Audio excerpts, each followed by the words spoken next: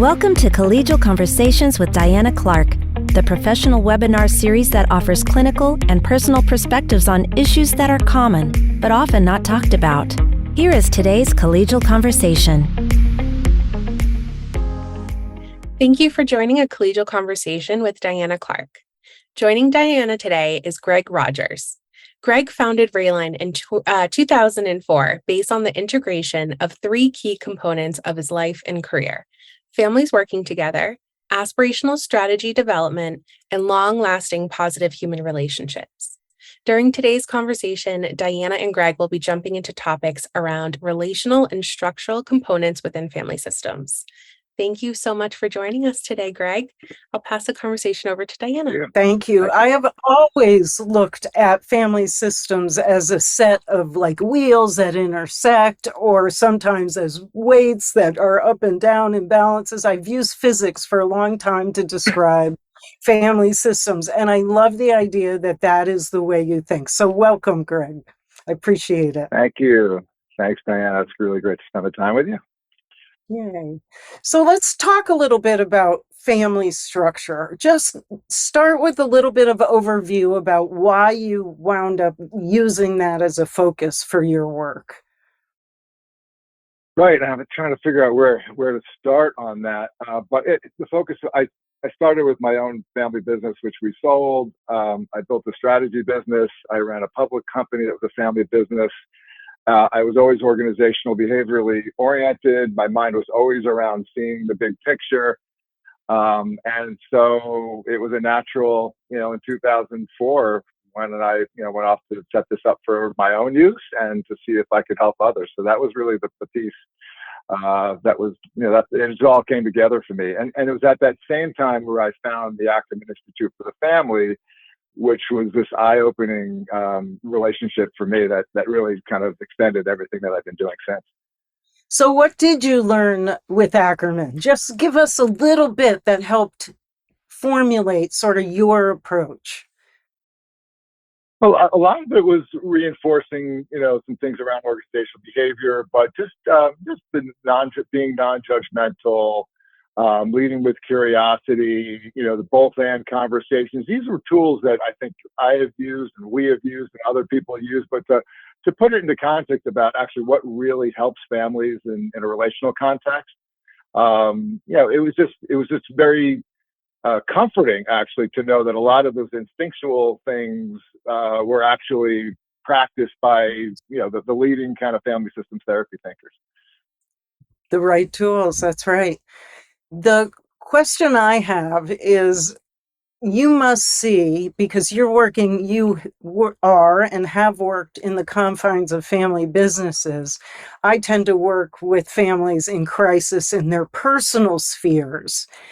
What is that intersection between that personal sphere and the business sphere that can get so messy? It must. Yeah, it does. And maybe the best way for me to even think about this is to think about, I like thinking about the air travel ecosystem as a way to think about the complexity of all this, right? And so maybe that's a good way to enter the conversation a little bit.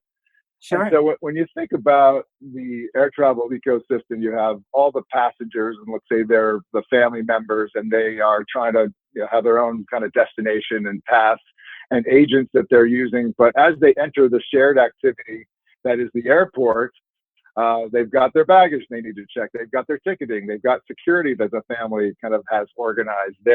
All the various vendors, Starbucks and others along the way who you're stopping to get your coffee and interacting with.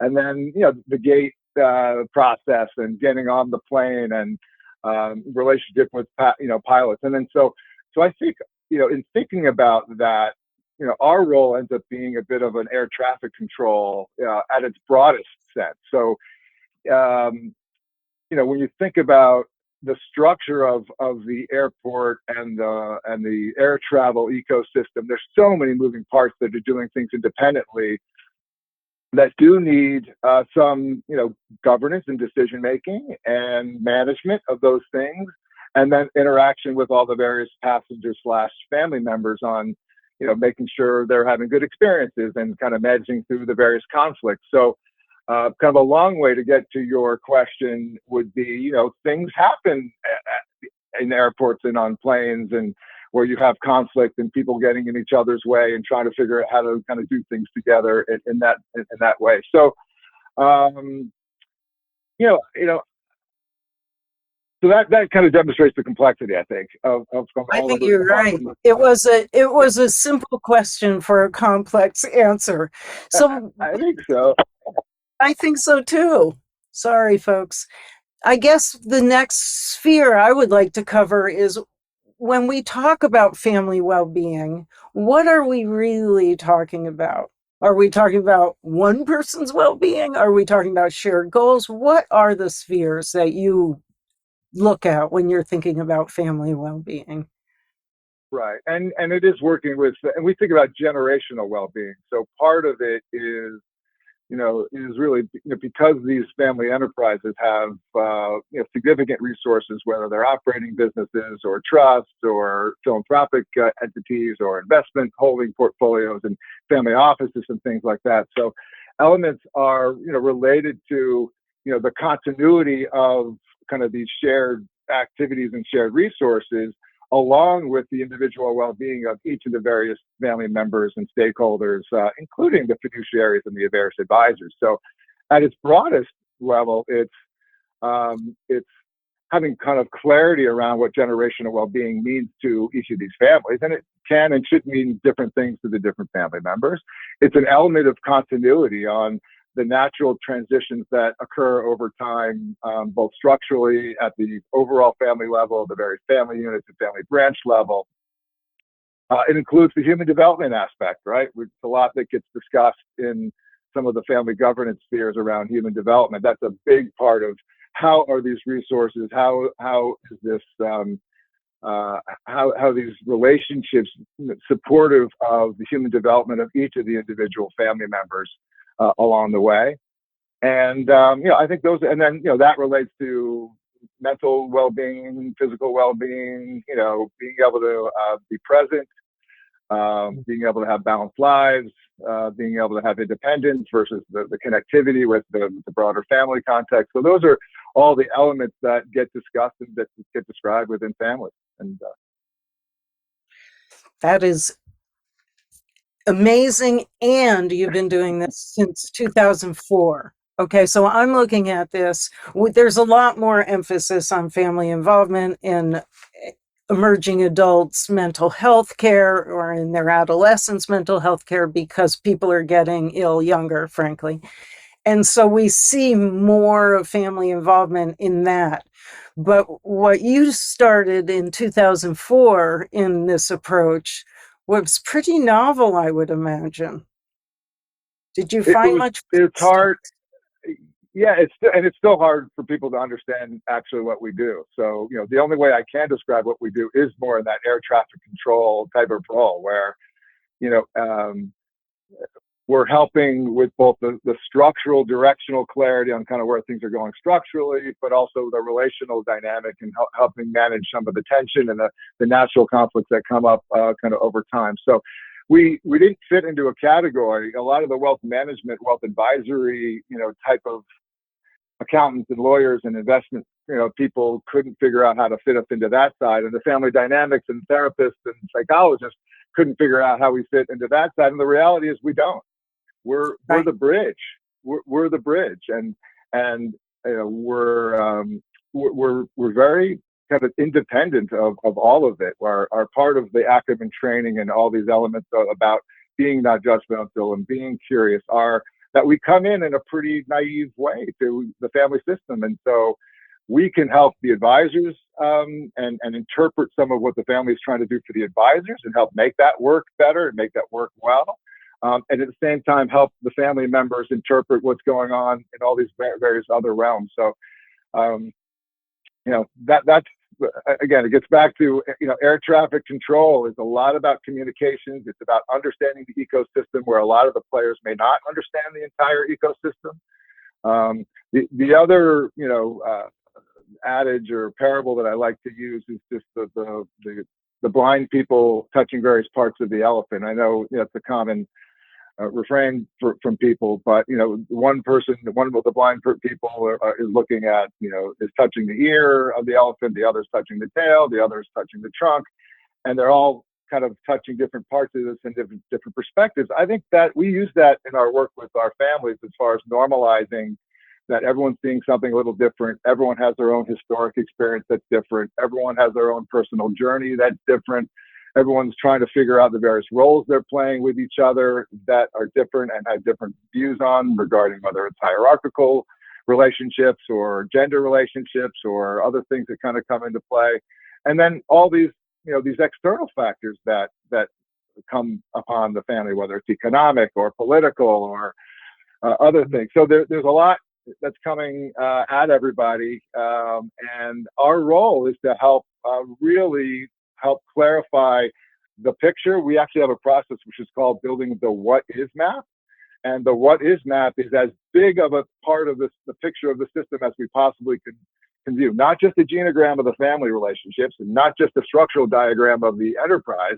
It's the combination of the whole thing. And then from there, as their traffic control people, we can say, one area we need to work on is the family communications piece and the intergenerational piece. One piece that's connected to that might be the family office connectivity. Another piece that might be connected might be the philanthropic piece. So not teaching each one of these things as their individual items, which I think is really where the historic orientation has been, but really trying to look at the total system in its biggest context. So I hope that's helpful. Oh, that is helpful. And I can imagine the tightrope that you must walk on various engagements, because it can't be easy to coordinate very different agendas from generation to generation, from sibling to sibling. I get to see those situations sometimes at their best and sometimes at their non-best. And I can imagine when you're involved in a family enterprise, it is magnified by multiples of 100. So let me ask a question. Do people underestimate the complexity of being in a family business?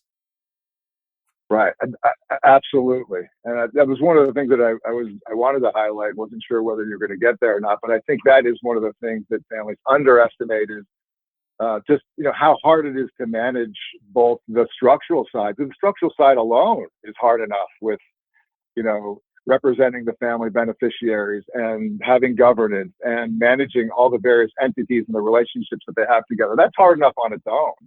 The family relationship part is its own other world. And so I think that is one of the hardest things. In its simplest form, there are people who want to buy a dog and, in the moment buy a dog and don't realize that after that they buy the dog, they actually have to be responsible for the dog. And yeah. You see that in people and making decisions that they make all day, all the time about, you go and buy a house. Well, the house actually has operating costs and expenses and management that's required. I think people underestimate a lot about how to live life. And part of that's the experience of life.